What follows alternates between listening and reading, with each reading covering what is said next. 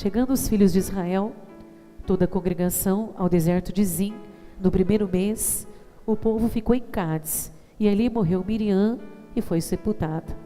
Não havia água para o povo, e então se ajuntaram contra Moisés e contra Arão, e o povo contendeu com Moisés e disseram: antes tivéssemos perecido quando expiraram os nossos irmãos perante o Senhor. Por que trouxestes a congregação do Senhor a este deserto, para morrermos aí, nós e os nossos animais? E por que nos fizeste subir do Egito, para nos trazer a este mau lugar, que não é de cereais, e nem de figos, e nem de vides, e nem de romã, e nem de água para beber?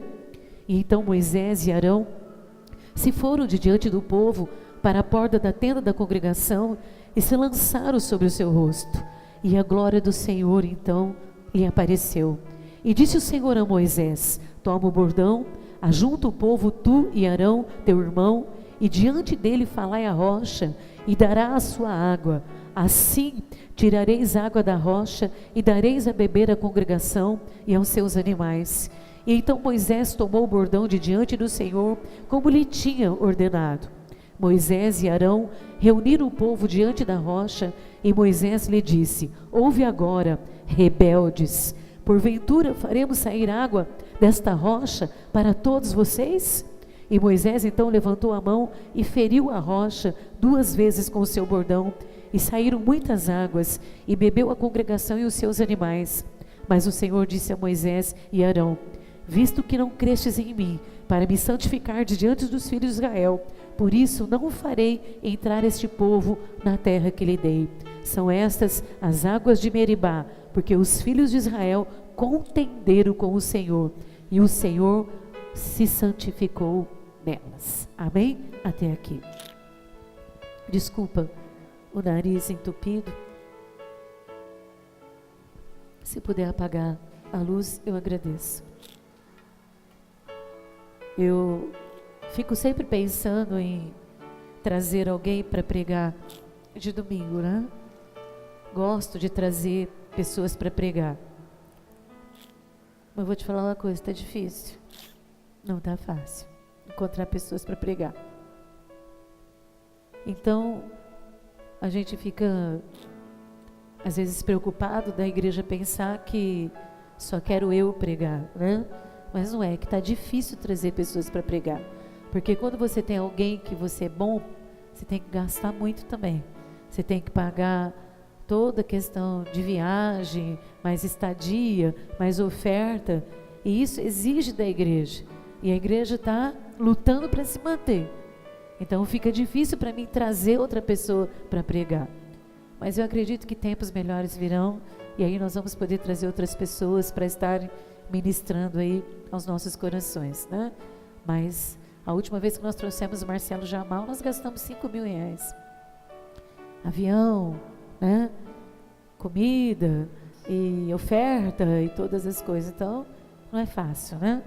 Então, eu quero trazer mais uma vez hoje aqui realmente um recado do coração de Deus. Eu cheguei em casa e muito ruim da gripe, essa noite praticamente não consegui dormir porque sufocada, e eu tenho graves problemas com medicamento, não posso tomar medicamento, então fico naquela luta para melhorar sem medicamento. Aí tomei um pouquinho, aí o medicamento me fez mal, então eu estava muito cansada quando eu cheguei em casa.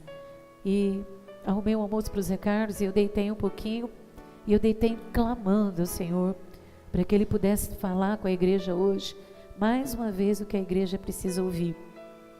Aí eu peço para Deus, aí eu falo assim: Deus, mas eles já ouviram tudo? Eu já falei tudo.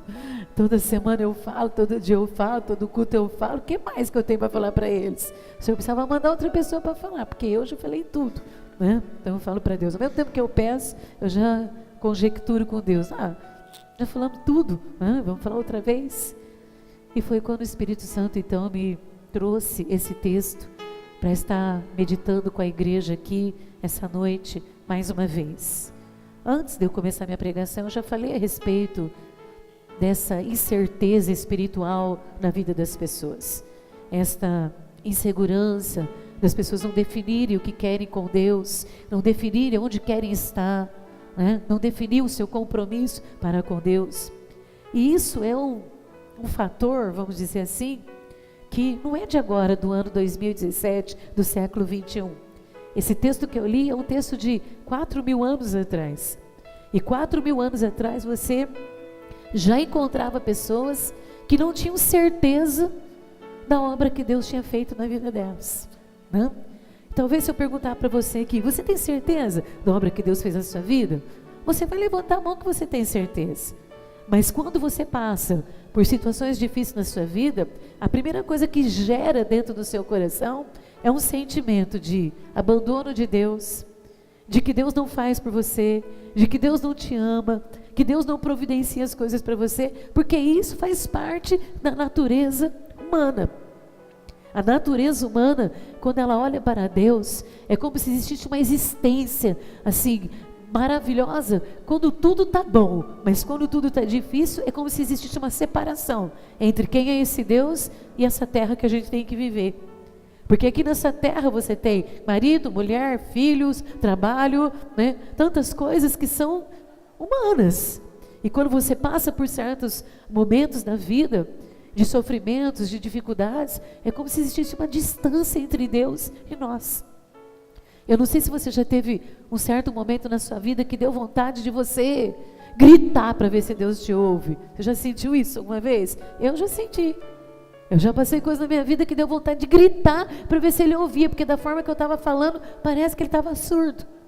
E eu queria gritar para ver se Ele conseguia chegar até Deus, para Ele me ouvir e me responder. Mas não precisa gritar com Deus, né? Para Deus, uma lágrima às vezes fala muito mais do que palavra. Um sussurro na madrugada de ai, é uma expressão inteira para Deus de que você precisa da ajuda dEle. Mas essa humanidade que nós temos, essa vida natural de estar nessa terra, nos traz essas dúvidas às vezes sobre Deus vai fazer, Deus vai nos levar até onde Ele prometeu, promessas vão se cumprir, realmente vai acontecer, valeu a pena, vale a pena eu estar na presença de Deus? Eu acredito que todo ser humano faça esta pergunta, e se ele não fizer essa pergunta, com essas perguntas, ele começa a fazer aquelas perguntas banais que as pessoas falam aí, a Bíblia é verdade? Adão e Eva realmente existiu? Quem foi que escreveu a Bíblia? Quando o ser humano ele não fala dessa forma, ele encontra outra pergunta para fazer, para ele duvidar da obra maravilhosa de Deus. Mas se eu te perguntar aqui agora, se não fosse Jesus te encontrado, aonde você estaria agora? Quem você seria nesse momento? Quem seria a sua família? Aonde estaria seus filhos? O seu casamento ainda existiria? Você teria hoje o que você tem? Esse amor de Deus é tão grande que quando nós estamos no ventre da nossa mãe, sendo gerado, nossas famílias às vezes esperam os filhos, outros acontece um acidente. Essa semana eu atendi uma senhora que ela teve duas filhas, e as duas filhas, ela me disse assim, eu não planejei elas, eu não queria, esses dois filhos foram um escape na minha vida, porque eu não queria, eu não planejei. Então tem pessoas que também nascem fora do planejamento, mas para Deus não existe meros acasos. Quando alguém é gerado no ventre de uma mãe, já foi determinado por Deus a sua vontade soberana. Até quantos cabelos nós temos na cabeça, Deus determina. Quantos dias você vai viver? Você já ouviu meu filho fala muito isso, um jargão do mundo que fala assim, ninguém morre fora de hora. Já? Não se preocupa não, que ninguém vai morrer fora de hora. Né? Por quê? Porque até o mundo reconhece que o dia que você foi gerado no ventre da sua mãe, Deus determinou todos os dias que você teria nesta terra.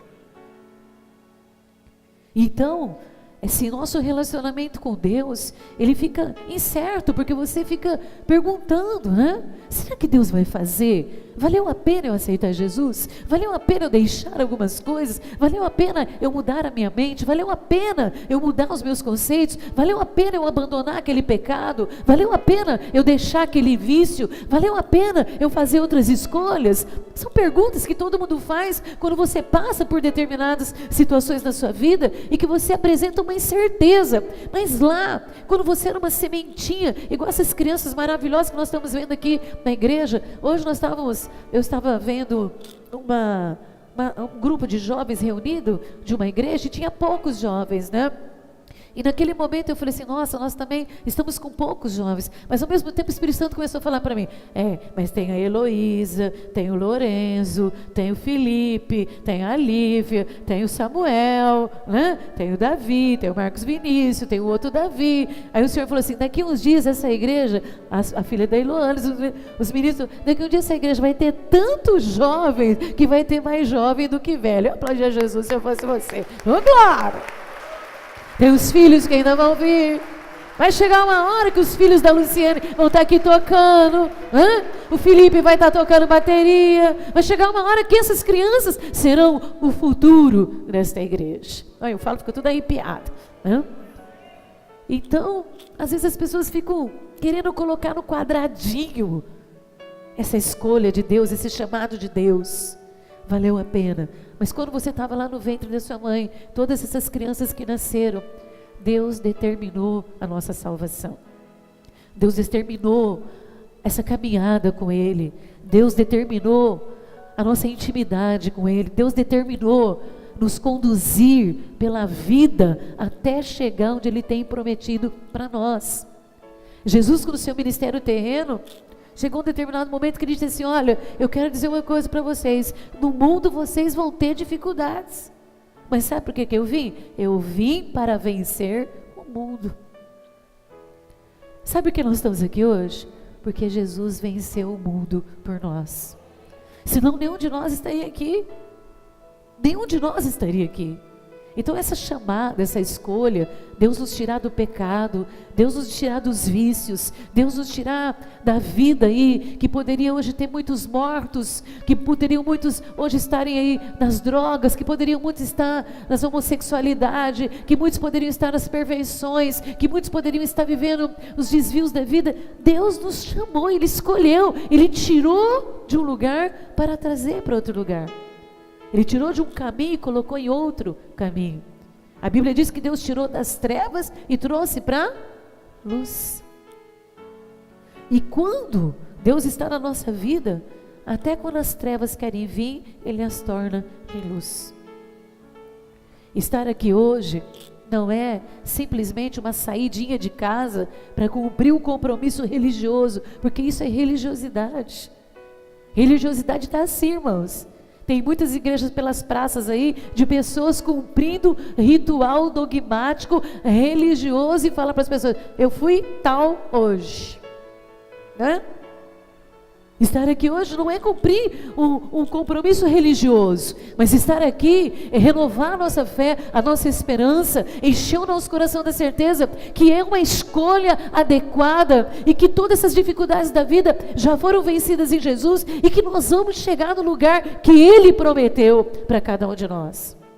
A promessa de Deus para o seu povo que estava preso no Egito durante 400 anos numa escravidão era nos levar para um lugar que Ele deu uma referência, para as pessoas entenderem o que Deus tinha preparado, uma referência de um lugar que teria leite e mel. Veja bem, o povo vivia no Egito, escravo, fazendo tijolo, sendo espancados, chicoteados, morando da pior forma possível, comendo ali as misérias das misérias, bebendo água, e a expressão que Deus dá para falar para eles, tenham esperança, não desistam, sonhem pelos seus filhos, sonhem pelas suas famílias, foi, eu vou dar para vocês um lugar que tem leite e mel. Eu não sei o que Deus pode falar hoje para você, qual é a promessa, onde você quer chegar, mas eu olho para a minha vida e para a minha família, e eu quero esse leite e esse mel. porque eu sei que é o melhor que Deus tem preparado para saciar a minha vida. Deus, Ele não é o Deus que simplesmente te chamou para te jogar sentado dentro de uma igreja e ficar vivendo qualquer coisa. Não, meu amado. Quando Ele te chamou, que Ele tirou você das trevas, Ele já havia projetado no ventre da sua mãe que Ele te levaria a viver uma vida abençoada também aqui na terra. E foi por isso que Ele mandou Jesus, para vencer por nós, para quando você passar pelas dificuldades, você ter certeza que Jesus foi na cruz para vencer as nossas dificuldades. Foi por isso que eu comecei aqui falando. Eu vejo pessoas falarem muito assim, bate o martelo, definitivamente não tem jeito, acabou, não vai acontecer, nada vai mudar, estou desistindo, a pastora mentiu naquela pregação, aquela pregação da pastora é uma mentira. Não, irmãos, nada do que é falado aqui é mentira. Seria mentira se eu viesse aqui filosofar. Se eu viesse fazer uma filosofia aqui, que eu pegasse essa Bíblia aqui e começasse a interpretar da minha forma, da minha maneira, e dar para vocês alguns versos, algumas mensagens, então seria mentira. Mas quando você prega a palavra, esta é a verdade. Eu sei que os dias são difíceis. Eu sei que para nós hoje praticamente nós não estamos conseguindo ver grandiosidades de Deus, aquelas manifestações que você ouvia falar. Olha, eu vivi esse momento que, irmãos, era maravilhoso. Eu conheci pessoas que foram curadas de AIDS. Eu conheci pessoas que foram curadas poderosamente de câncer. Eu conheci pessoas que enxergaram. Eu conheci pessoas que ouviram. Eu estive no Morre Cerula, eu já contei aqui. Eu fiquei, o meu local de ficar sentada, porque nós ficamos uma semana lá, então nós tínhamos, era no ginásio de Ibirapuera, cada um tinha o seu lugar para sentar. E eu fiquei bem atrás de uma quantidade enorme de surdos e mudos. E aquela semana, no último dia, e aqueles surdos e mudos, durante uma semana, eles adoraram a Deus com as mãos. E eu falava, gente, eu falo, me arrepio. Eles não estão ouvindo a música, como é que eles conseguem? E eles adoravam as lágrimas. Eles choravam, eles se prostravam assim, sabe? Adorando a Deus e as lágrimas caindo. E eles erguiam as mãos e eu falava, gente, tem 15 mil pessoas aqui. E nós estamos ouvindo e tem gente comendo, tomando Coca-Cola, falando no telefone. E os mudos lá e os surdos adorando poderosamente. No último dia, no sábado, foi de pancada, surdo e mudo voltando a ouvir e falar. Foi maravilhoso. Nunca vi coisa tão grandiosa na minha vida.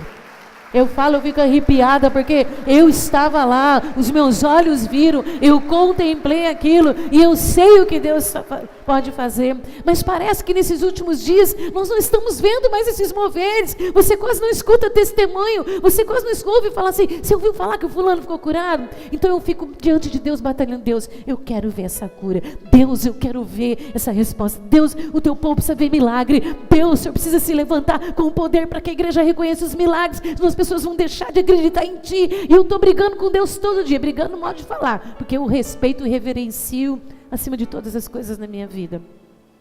Então eu fico assim diante de Deus, nós queremos ver, Senhor, eu estou aguardando o dia que a fulano de tal vai pegar o microfone daquela igreja e vai falar, eu estou curado, aleluia. Mas Deus não parou de agir. Ele continua trabalhando. Você está aqui hoje porque Ele agiu na sua vida hoje, porque Ele agiu ontem e porque Ele vai continuar agindo amanhã. Você está aqui hoje, o inimigo queria te matar, mas Deus mandou um anjo para te livrar. Você está aqui hoje porque quando você levantou pela manhã e você pensou em determinado lugar, o Senhor proveu para você, Ele te desviou do perigo e te levou aonde Ele já estava preparado para você. Ele não parou de agir. Ele continua agindo e Ele continua sendo Deus.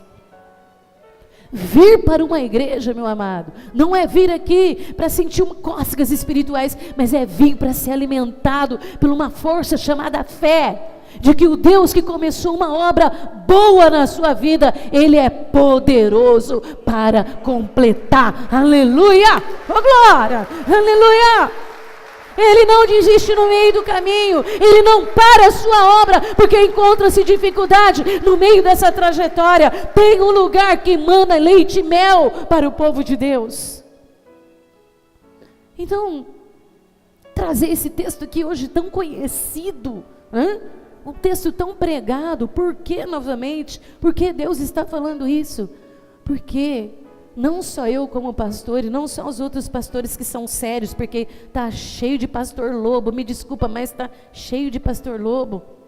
Eu falei que eu recebi do ministério aí algumas orientações sobre a igreja de Satanás crescendo na terra, e nós já estamos conseguindo vislumbrar. Igreja de Satanás, ela não está escrita ali na frente, igreja do diabo. São igrejas disfarçadas de igrejas de cristãos, mas que na verdade Satanás é que está por trás daqueles pastores.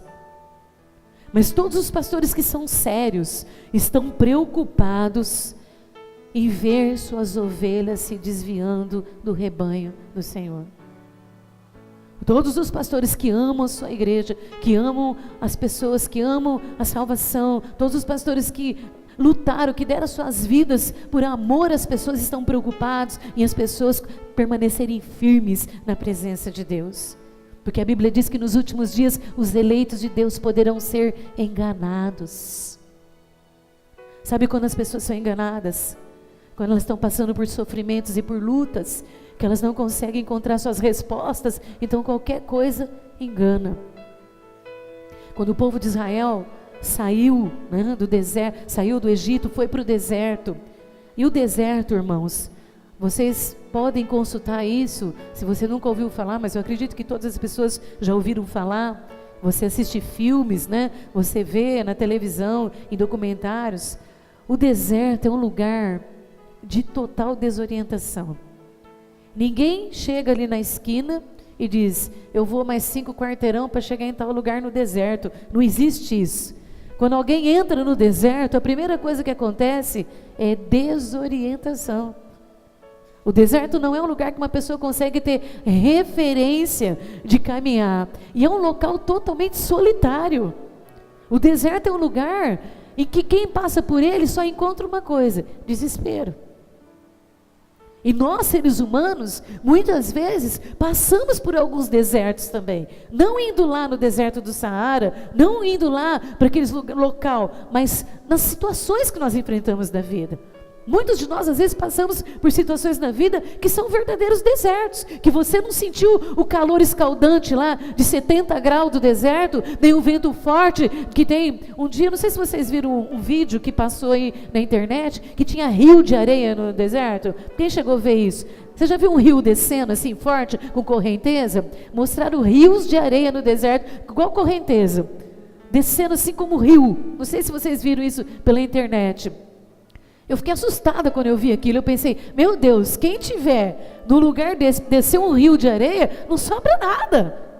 E às vezes nós não estamos literalmente nesse lugar, mas passamos por situações na nossa vida que é como se tivesse ventos de areia, sols escaldantes, desorientação, solidão. Porque passar por problemas onde ninguém pode te ajudar, ninguém pode fazer nada, que ninguém tem mais o que fazer, talvez já até tentaram fazer, mas que não tem mais o que ser feito, é a mesma coisa que você se sentir num deserto sem orientação.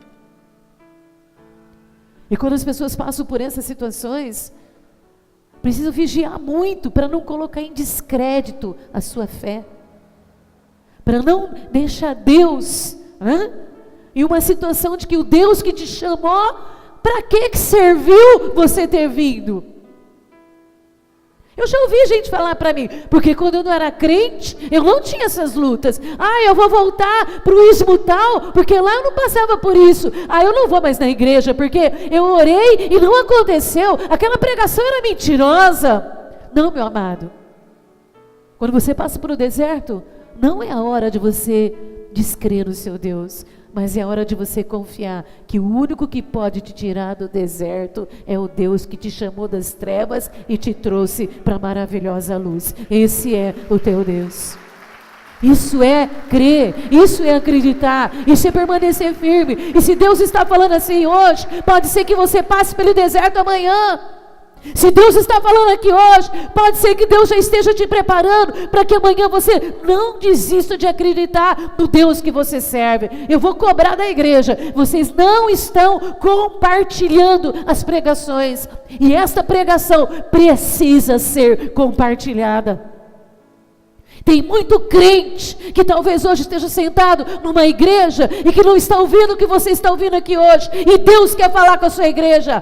Eu não desisti do sonho que eu sonhei para você, porque por um tempo você passou pelo deserto. Os meus planos na sua vida não morreram, porque você tem passado por dificuldades que se equiparam a um deserto. Quando você não vê saída, é deserto. Quando você não tem recurso, é deserto. No deserto ninguém come, praticamente não se bebe. Não se planta, não se colhe. E às vezes, quando passamos por certas situações, podemos comparar a um deserto. Os pentecostais gostam muito de pregar assim, de falar sobre deserto. Eu até evito um pouco, que é para não ficar um jargão, né? Não ficar uma palavra assim jogada como só trazer para as pessoas. Mas é uma verdade bíblica. É uma verdade bíblica.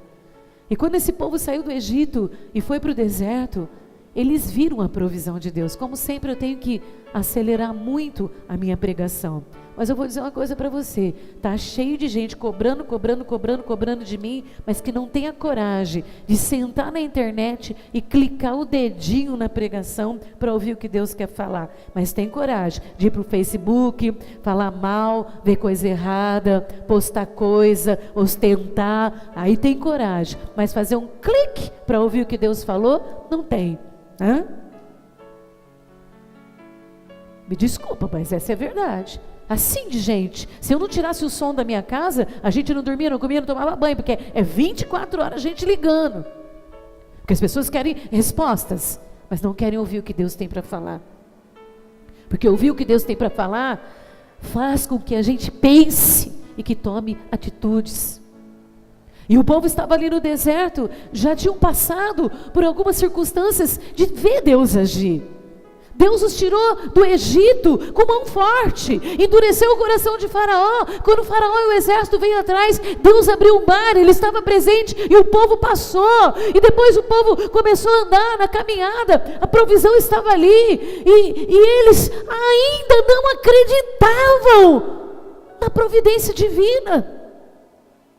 Quando passavam por algum problema, a primeira coisa que eles faziam era reclamar.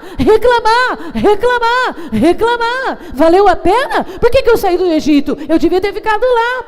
Se fosse para me passar necessidade, passasse por isso, então eu deveria ter ficado lá. Às vezes eu estou aqui no meu escritório, eu tenho muitos anos de ministério. Eu não sou uma pessoa que fala uma coisa qualquer. Eu tenho conhecimento do que eu falo e eu vou falar uma coisa para você. Pastor tem que tomar vergonha na cara e falar a verdade. Porque depois eles vão lá para o Facebook pedir desculpa porque mentiram. E isso não é honra nenhuma no nome de Jesus Cristo. Fale a verdade que você vive. Mas inventar testemunho para falar, para fazer bambambam, isso não é de Deus não, isso é do diabo. Pastor tem que falar a verdade. Porque depois, me desculpa, eu menti. Isso é muito feio. Eu nem lembro mais onde eu estava. Agora a pessoa ficou brava.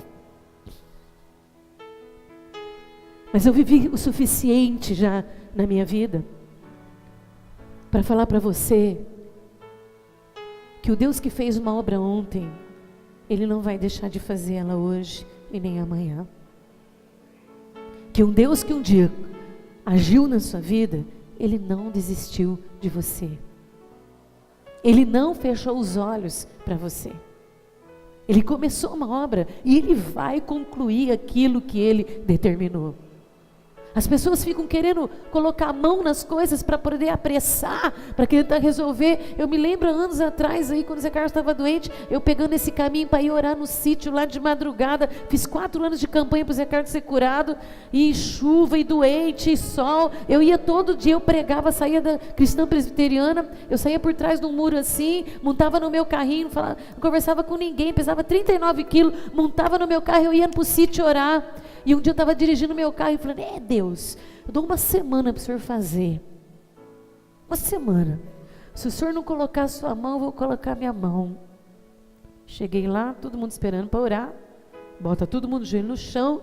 De repente, Deus usa um profeta que eu nunca tinha visto na frente. Chegou perto de mim e falou assim: quem tu pensas que tu é para colocar a tua mão aonde a minha mão já está? É isso. A gente pensa que para dar um jeitinho, põe a mão aqui, põe a mão ali e vai resolver o nosso probleminha. Não, o Deus que te tirou do Egito, que te tirou da escravidão, Ele tem um lugar para te levar, e Ele vai levar para você viver o melhor desta terra. Não ponha a tua mão, porque a mão de Deus já está neste lugar. Está entendendo? Não ponha a tua mão, porque o mesmo Deus que te tirou, que derrotou Faraó, que derrotou os soldados de Faraó, que abriu o mar vermelho, Ele não desistiu de você. Ele não vai largar você.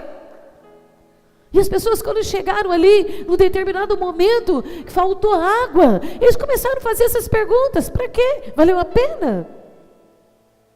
Às vezes, irmãos, Deus dá uma orientação para os irmãos para fazer uma campanha. Então eu falo para os irmãos: jejuar é um negócio muito complicado, irmãos. Se for para jejuar, entenda uma coisa: jejum é uma separação exclusiva para Deus. Jejum não é ficar sem comer. Jejum não é regime. Então, se for para jejuar e depois falar mal dos outros, tomar cerveja, não jejuo. Porque jejum é uma separação exclusiva para Deus. Tá certo? Então é bom a gente falar essas coisas na hora que a gente está pregando, né? Mas as pessoas às vezes desistem muito fácil, porque acham que Deus não vai fazer. E eles, quando chegaram ali naquele momento de dificuldade, eles queriam água, eles estavam sedentos, porque eles já tinham caminhado. Naquele momento eles cometeram o erro humano de esquecer que Deus começou e Ele completa a sua obra. Foi quando vieram as murmurações, quando vieram as reclamações. Hoje eu estava orando lá em casa e Deus falou assim: diga ao meu povo que quanto mais eles reclamam, mais eles se desgastam. Que o tempo que eles perdem reclamando, eles estão ficando mais fracos para continuar a caminhada para chegar na terra que eu prometi. E foi o que aconteceu com esse povo. Quanto mais eles reclamavam, quanto mais eles acusavam Deus, quanto mais eles apontavam o dedo para Moisés, quanto mais eles apontavam o dedo para Arão, quanto mais eles cobravam: Moisés, a culpa é sua, você falou que Deus ia fazer, Arão, nós vamos acreditar em vocês, agora nós estamos aqui passando essa necessidade. Vocês não deviam ter tirado nós de lá, deviam ter deixado nós lá. Deus falou hoje comigo, eu vi aqui pelo texto, que quanto mais eles reclamaram, mais fraco eles ficaram. Então hoje aprende uma coisa: o tempo que você perde murmurando, você enfraquece, porque o diabo fica forte contra você. E naquele momento de muita reclamação, de muita murmuração, e o meu tempo já acabou, porque já é 9h30, do desespero, às vezes a gente se sente assim, às vezes um pai se sente assim. Às vezes uma esposa se sente desta forma que Moisés e Arão se sentiram. Porque é difícil quando alguém começa a cobrar do seu Deus. Quando as pessoas começam a te lançar no seu rosto a culpa do Deus que você serve. É difícil quando as pessoas começam a pedir crédito do teu compromisso para com o teu Deus. Daquilo que você faz para Deus, do compromisso nos cultos para Deus. Fica um fardo carregar isso. Eu estava orando hoje lá em casa e eu disse assim para Deus: Deus, eu queria de volta aquela alegria que eu tinha em te servir. Hoje para mim, ministério, me desculpa falar, eu vou falar a verdade, porque se tem uma pessoa que fala a verdade, que é transparente, sou eu não sei mentir. A igreja para mim hoje é muito mais um peso do que uma alegria. Vir para a igreja, para mim, já foi assim, a maior alegria do mundo hoje. Hoje eu não tenho mais alegria em pregar. Porque as pessoas não retornam aquilo que elas recebem.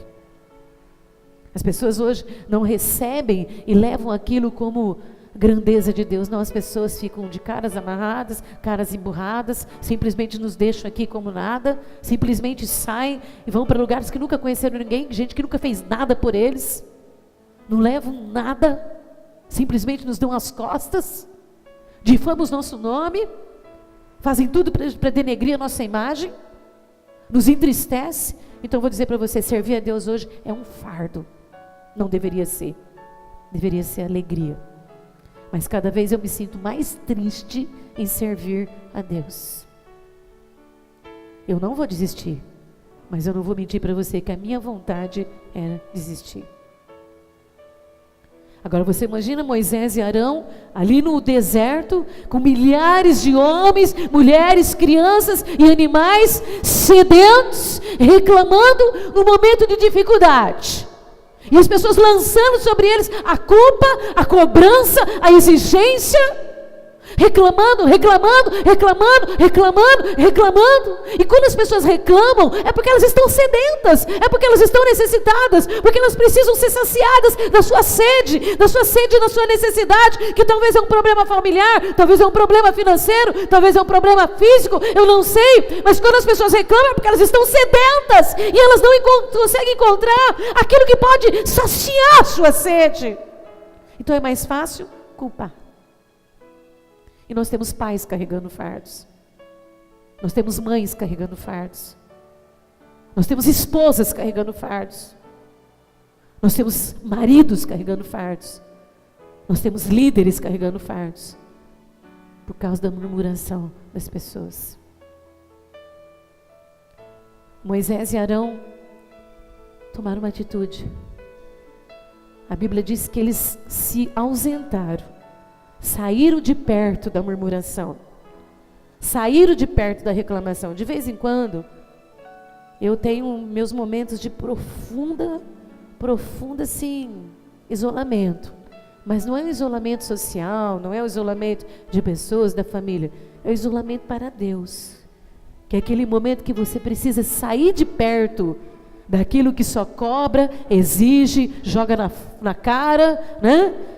E fica jogando, e você precisa ter aquele tempo para com Deus. Foi o que Arão e Moisés fizeram, se isolaram, saíram, deram uma afastada, e a Bíblia diz que eles jogaram o rosto na terra.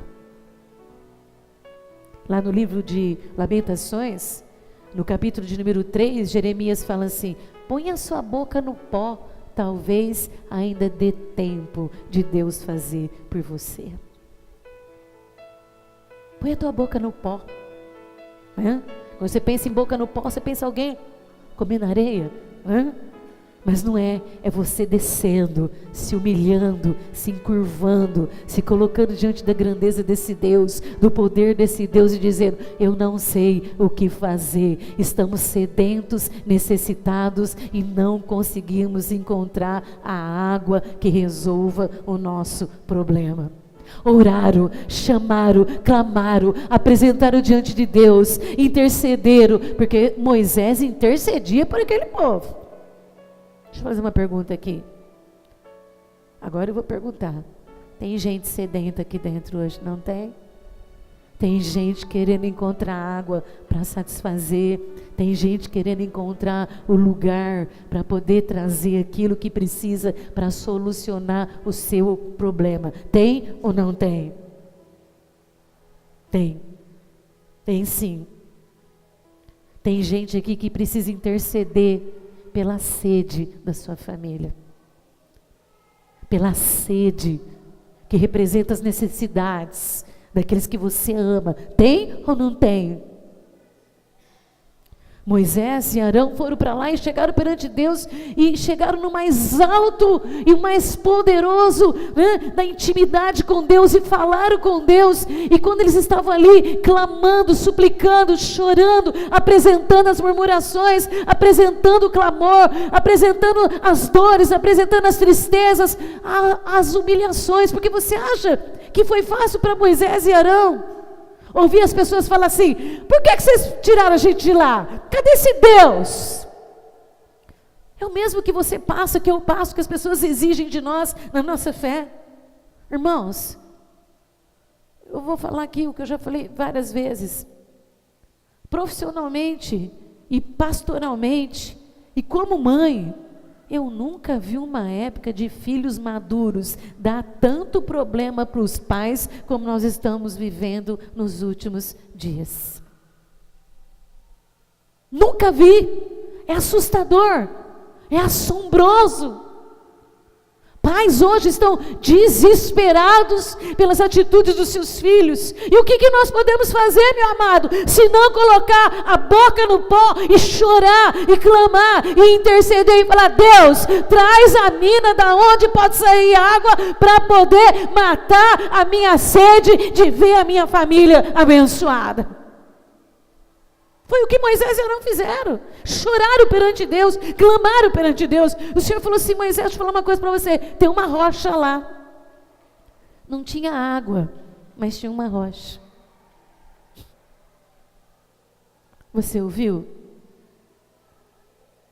Não tinha água, mas tinha uma rocha. Não tinha água, mas tinha uma rocha. Parece uma coisa esquisita, né? Ele orou e falou: Deus, nós precisamos de água. O povo está desesperado, porque a necessidade do povo é água. O povo está murmurando contra ti, o povo está desacreditando na tua obra, o povo está falando que Deus não existe, o povo está falando que Deus não faz nada, o povo está jogando sobre nós a culpa, nós precisamos de água. Deus falou assim: Moisés, deixa eu te falar uma coisa, tem uma rocha lá. Se fosse você, o que você falaria para Deus? Rocha? Eu estou pedindo água, o senhor está falando que tem rocha? O senhor não está entendendo direito, o senhor está gagá. Agora o senhor está surdo. Eu falo água, o senhor não entende rocha? É a velha surda? Não seria isso que você falaria para Deus? Eu estou pedindo água, o senhor está falando para mim que tem uma rocha? Esquisito, né? A gente chamaria isso de paradigmas. Tem uma rocha. Vou dizer uma coisa para você.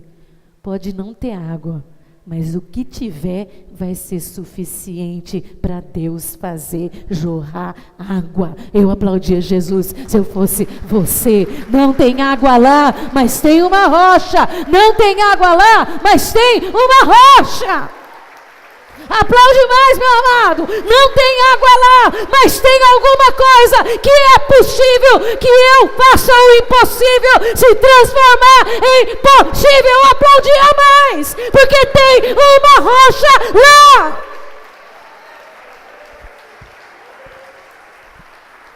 Não tem água, mas tem uma rocha. Mas Deus, rocha não tem água. E o Senhor não falou para Moisés assim: tira a rocha do lugar, porque embaixo da rocha vai ter água.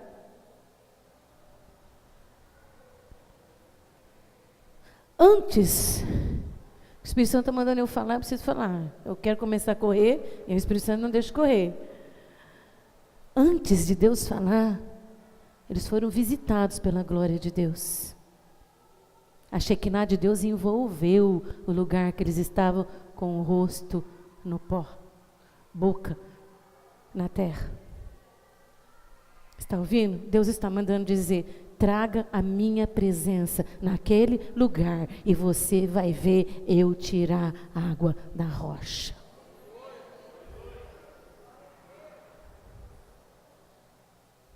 Você acha que foi fácil?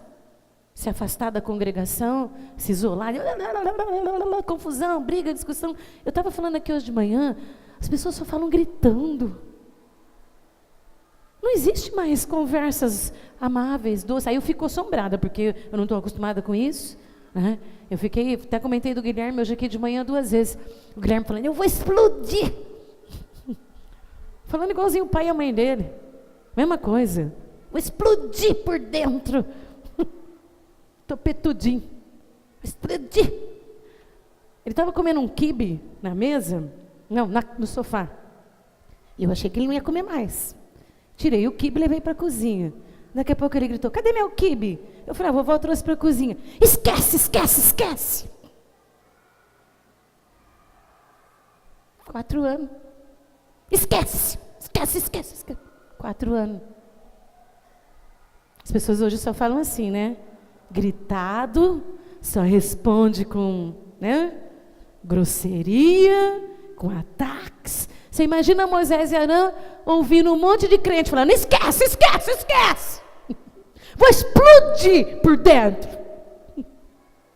E ele tem que ir lá, colocar a cara no pó e falar: Deus, tem misericórdia das necessidades desse povo. Deus, tem gente sofrendo aqui, faz alguma coisa, muda essa situação, vem agir aqui. Deus, se move neste lugar, sobrenaturalmente. Deus, faz alguma coisa, aí vem a glória de Deus e enche aquele lugar, e a presença de Deus vem, e a Shekinah era uma fumaça que envolvia todo lugar. Aí eu fico pensando, meu amado, eles foram para a tenda da oração. Você tem uma tenda da oração na tua casa? Arruma uma, tá? Eles foram para a tenda da oração, e a congregação de Israel inteira vendo a Shekinah vir. Irmão, vou falar uma coisa para você: nós somos igualzinho aquele povo de Israel. Quantas vezes Deus já não fez coisas grandiosas na sua vida, e quando você passa por um problema no deserto, você reclama dele. Aquele povo, irmão, via coluna de fogo e nuvem de glória todos os dias, e ainda duvidava da providência divina. A mesma coisa eu, a mesma coisa você.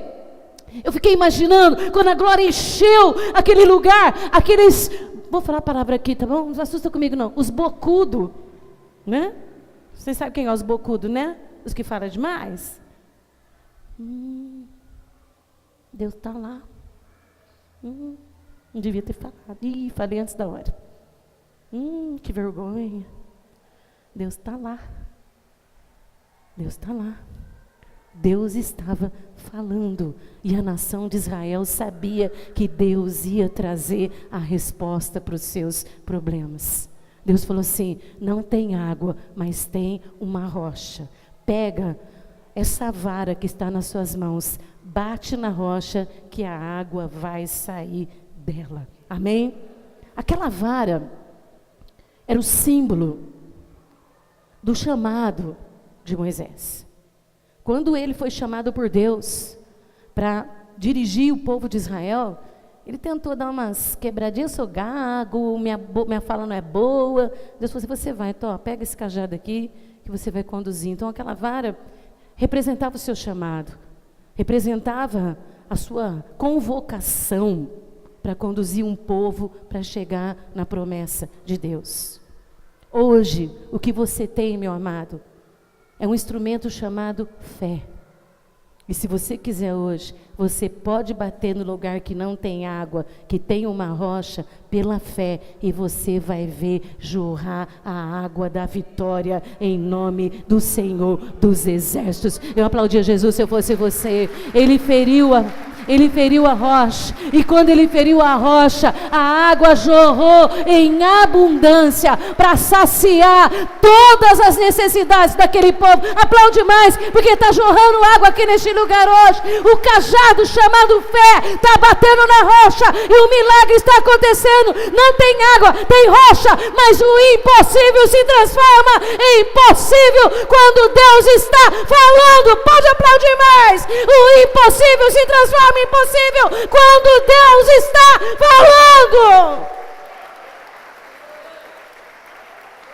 Mas eu não posso bater na tua rocha, eu vou ter que bater na minha rocha. Eu não posso fazer acontecer o teu milagre, porque você tem que operar, você tem que permitir que o Espírito Santo te use como um agente do seu milagre pela fé. Hoje de manhã eu falei sobre, eu podia encerrar já, mas eu vou falar porque o Espírito Santo está falando. Eu falei hoje aqui de manhã sobre um desequilíbrio emocional chamado raiva. Quem estava aqui hoje cedo?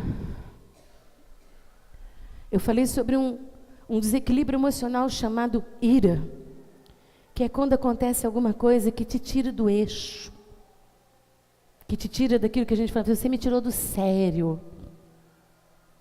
E quando você é tomado por um sentimento chamado raiva, você não vê o que você faz, você não consegue pensar racionalmente. E o inimigo, ele sabe disso, ele sabe que se ele intensificar contra você, situações que te abalam, que te desagradam, você sai do ambiente fé e passa para o ambiente humano, homem. E isso é muito perigoso.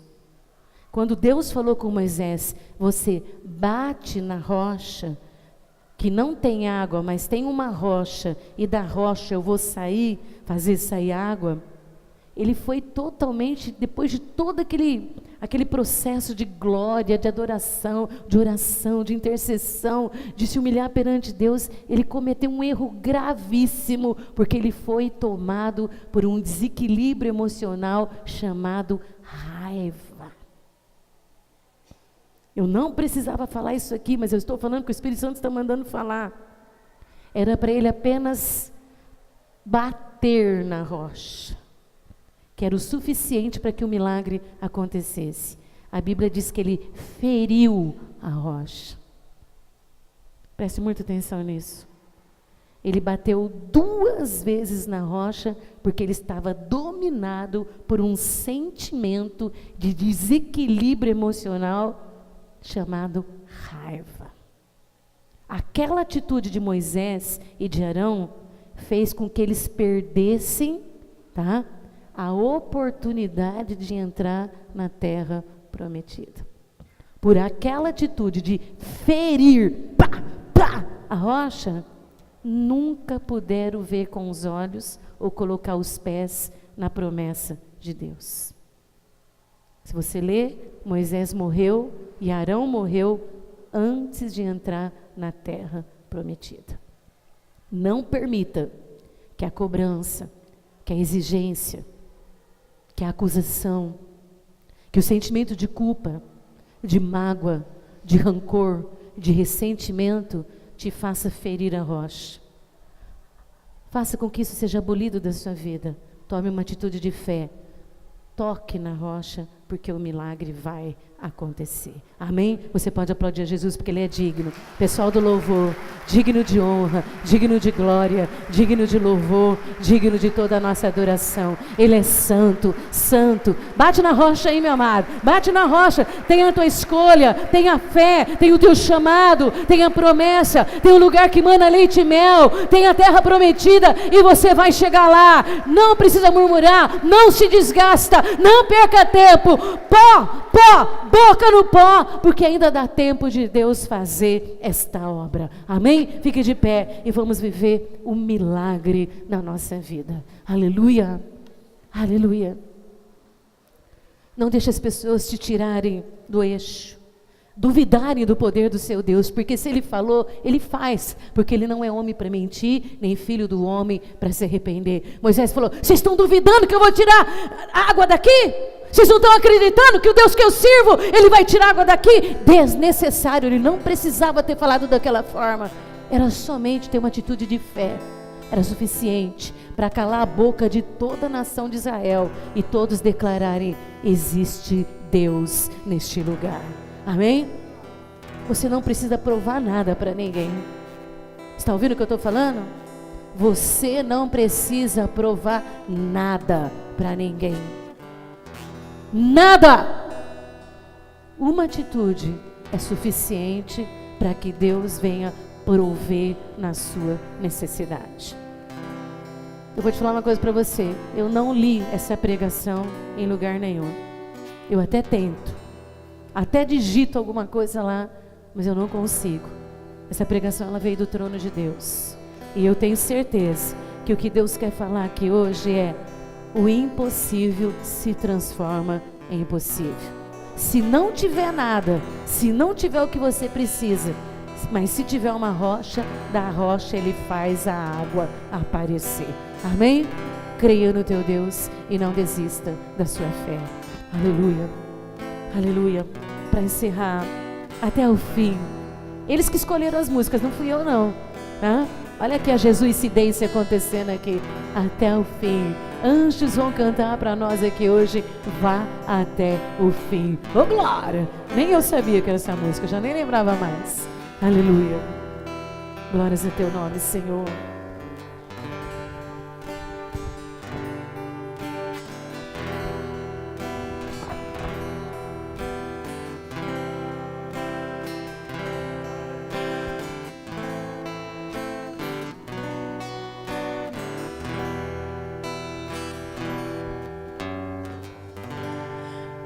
anjos cantam para mim,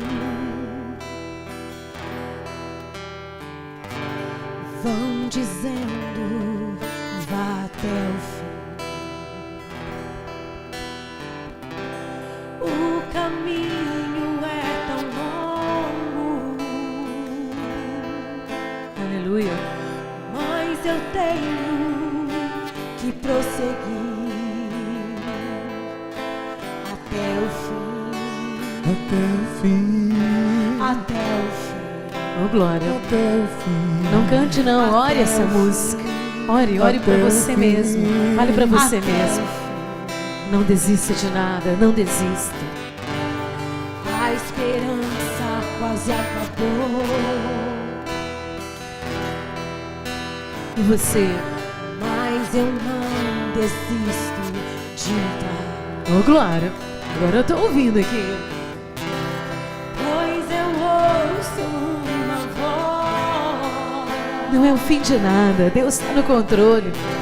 Contigo sempre hei de caminhar até o fim. Até o fim. Até o fim. Até o fim. Até o fim. Até o fim. Até o fim. Até onde Deus tem preparado para Até você. o fim. Até que você veja as promessas de Deus se cumprindo. Aleluia. Oh, grande Deus. Santo, santo, santo, santo. Aleluia.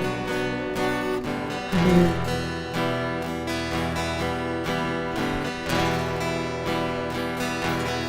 Aleluia.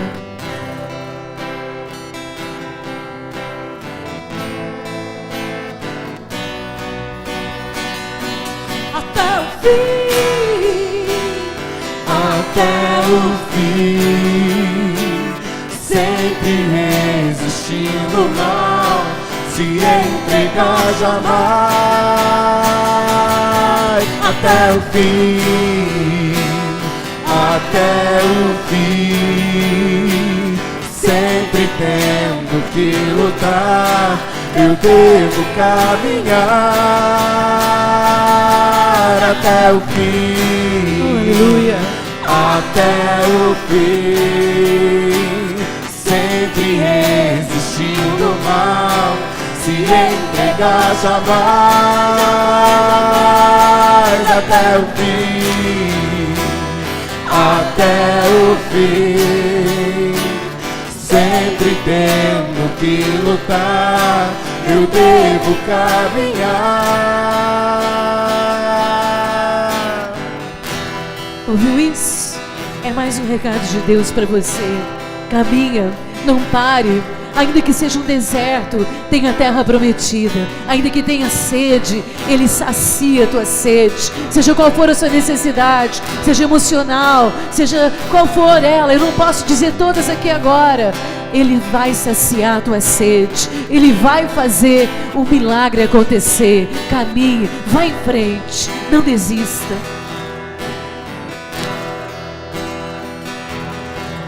Aleluia, aleluia, aleluia, aleluia, aleluia, aleluia. Até o fim. Até o fim, sempre resistindo ao mal, se entregar jamais. Até o fim, até o fim, sempre tendo que lutar, eu devo caminhar até o fim. Até o fim, Até o fim, até o fim, até que a pedra vire água, até que da rocha flua aquilo que você precisa. Até o fim, até o fim, sempre tendo que lutar, eu devo caminhar. Leva-nos em paz, livra-nos do mal, Que a graça do Senhor Jesus, que o amor de Deus Pai, que a doce comunhão do Espírito Santo de Deus seja sobre todos nós. Resplandece o teu rosto e nos dê a sua paz, hoje e para sempre. Amém. Aplaude Jesus até o fim. Até o fim. Aleluia! Oh glória! Até o fim. Saia daqui hoje com a fé renovada. Ainda que só tenha uma rocha, Ele transforma a rocha em água para fluir para você, em nome do Senhor Jesus. Aleluia! Dá um abraço no teu irmão e fala: até o fim.